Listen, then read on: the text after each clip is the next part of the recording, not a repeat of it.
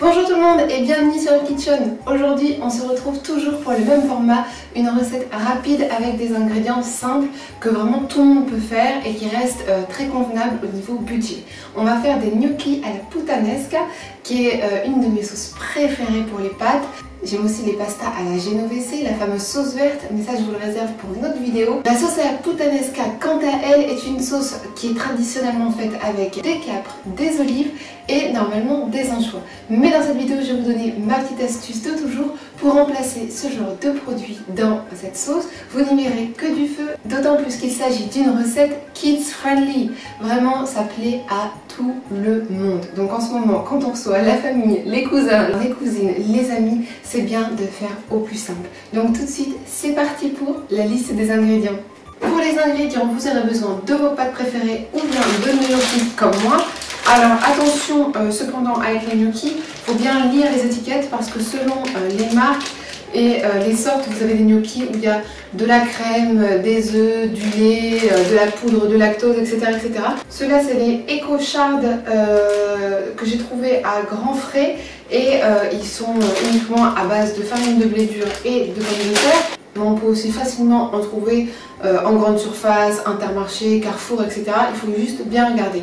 Pour le reste des ingrédients, vous aurez besoin du persil plat, de l'ail, du sel et du poivre, mais bien sûr un petit peu de poudre de piment. Pour ceux qui aiment bien le côté piquant, prenez du piment de Cayenne. Pour ceux qui aiment juste quelque chose de normalement relevé, mais qui n'ont pas trop l'habitude de manger les choses pimentées, contentez-vous d'un petit peu de piment d'Espelette qui sera beaucoup moins fort et un petit peu plus suave dans le plat.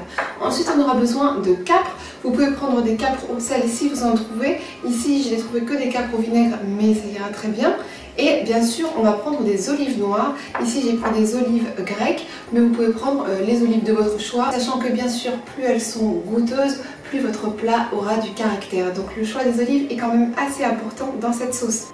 Ensuite, vous aurez besoin de l'huile d'olive, un petit peu de concentré de tomate et bien sûr des tomates bien charnues. On préfère celles avec beaucoup de chair et pas trop d'eau. Moi ici j'ai pris des cœurs de bœuf qui sont assez charnus et bien grosses. Je vais faire moi-même la sauce avec les tomates, mais l'hiver par exemple, vous pouvez prendre des boîtes de conserve de tomates pelées, ça marche très bien. Voilà pour les ingrédients de la sauce. Maintenant je voulais juste vous montrer un petit plus pour faire un petit parmesan vegan vraiment express qui viendra ajouter ce petit je ne sais quoi à vos pâtes. Vous aurez besoin d'un petit peu de levure bière, soit des pignons de pain ou une poignée de noix de cajou et un petit peu de poudre d'ail qu'on trouve au rayon épices pour à peu près moins d'1 €. Cela dit, c'est tout à fait facultatif. Dans la vraie recette de la puttanesca, il n'y a pas de parmesan bien sûr, mais là on parle vraiment de parmesan vegan, donc il n'y a pas vraiment de goût fromager qui viendrait perturber tous les arômes de la sauce. Donc c'est parti tout de suite pour la recette. On va commencer par les tomates que je mets dans un plat au four. Je fais les faire cuire pendant 20 minutes à 200 degrés. Voilà comment je les ai préparées. J'ai juste retiré le chapeau et enlevé le trognon qui est un petit peu dur. Et sur chacune d'elles, j'ai fait une très légère entaille pour pouvoir ensuite juste enlever la peau très facilement. C'est mieux de le mettre dans un plat au four que sur une plaque car ensuite vous pourrez récupérer le jus qui aura coulé, qui va nous être utile. On va tout garder à part la peau.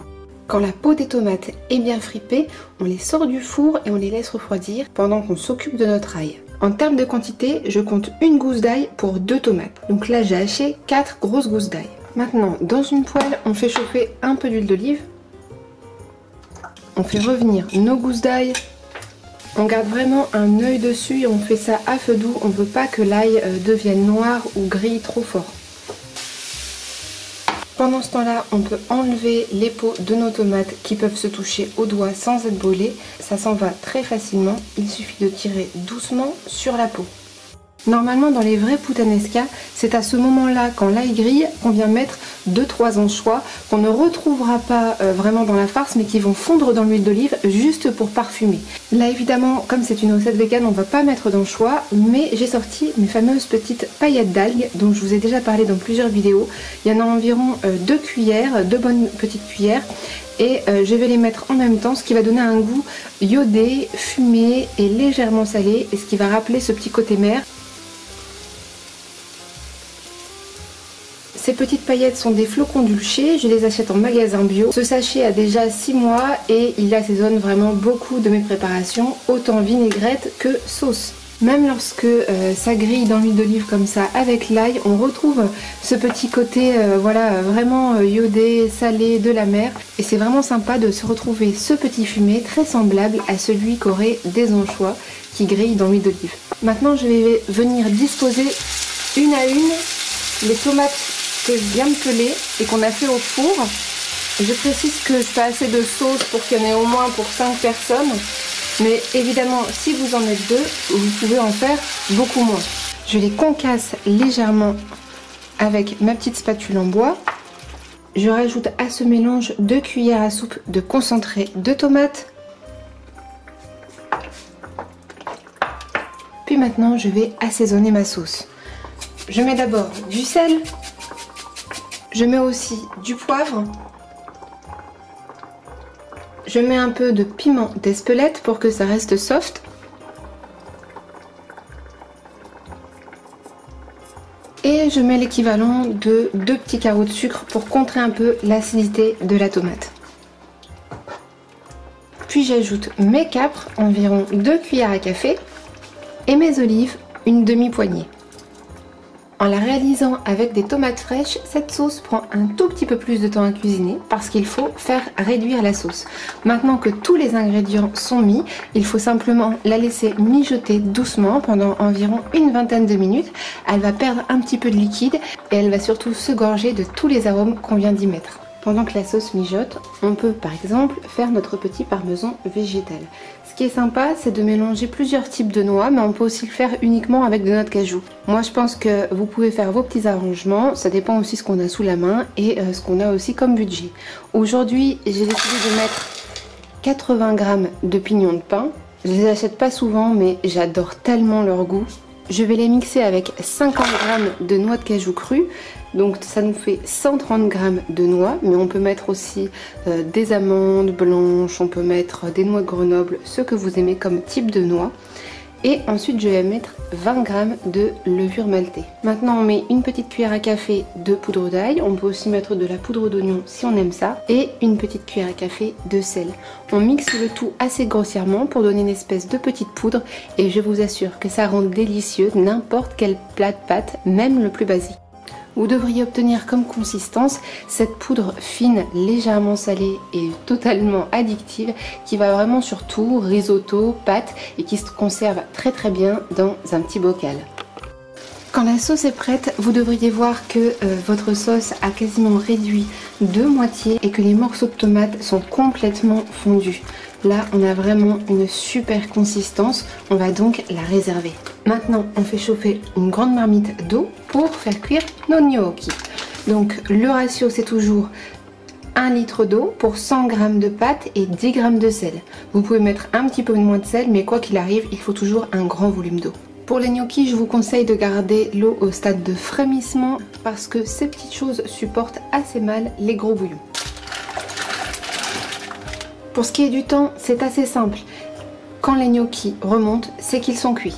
Comme ils ne remontent pas forcément tous en même temps, on se munit d'une écumoire. Maintenant, on refait chauffer une poêle parce que les gnocchis ont la particularité de devoir se griller ensuite pour être un petit peu meilleurs. Donc, on peut associer un petit peu de beurre végétal avec un petit peu d'huile d'olive. Moi j'en mets juste une gousse d'ail que j'enlèverai après, mais juste un peu pour parfumer ce petit beurre qui est en train de fondre. C'est totalement facultatif, mais moi je suis un peu addict. Quand on a un joli fond bien grésillant, on va venir mettre tous nos gnocchis. On les fait bien chanter, bien griller de tous les côtés.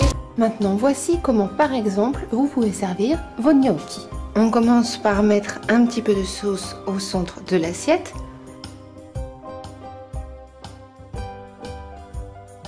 Puis on vient mettre nos gnocchis fraîchement grillés par-dessus.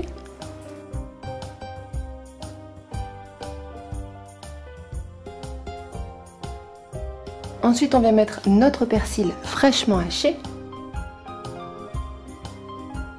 Et enfin on vient saupoudrer le tout avec notre parmesan végétal.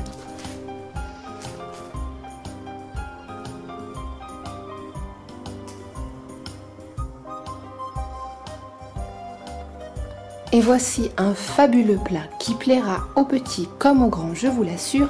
Une recette avec des ingrédients de tous les jours, simple mais tellement roborative et tellement bonne, pleine de parfums aux saveurs de l'Italie, avec des bonnes tomates bien mûres.